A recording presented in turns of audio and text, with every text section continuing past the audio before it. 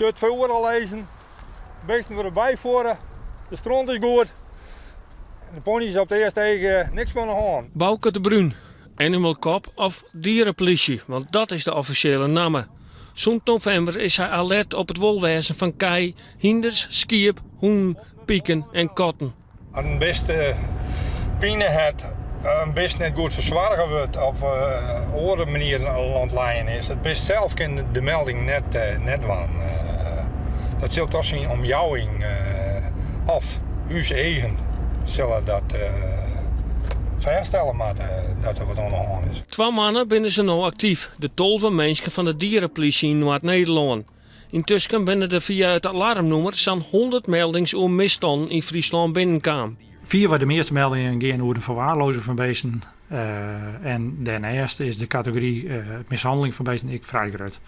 En natuurlijk zijn er incidenteel andere soorten meldingen, bijvoorbeeld seks met dieren, waarvan wij in hand hebben en dat pakken we uiteraard op te jaren met de zedenrecherche.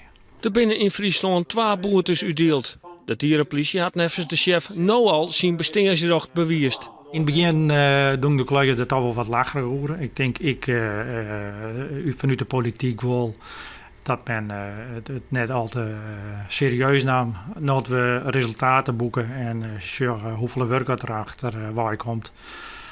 Ja, we toch steeds serieuzer om. De dierenpolitie docht ook het onderzoek naar de zogenaamde astromoers die het onder een vuurpijl plakt waard om afgesketten te worden. Een professor van de Universiteit van Utrecht onderzoekt het of er sprake was had van beestenleed. Over het algemeen doet iedereen een beetje lacherig over, want ja, het is een moes en nou ja, zo wat. Maar soms hetzelfde, diezelfde mensen dit nou dingen hebben een kat. En die op een lawinepiel die wat sterker is en die kat omheen zit. Dan hier heel Friesland, CQ Nederland ach en weer op van dit is verschrikkelijk. Dus zulke mensen die moeten weet ik veel wat ontwaan.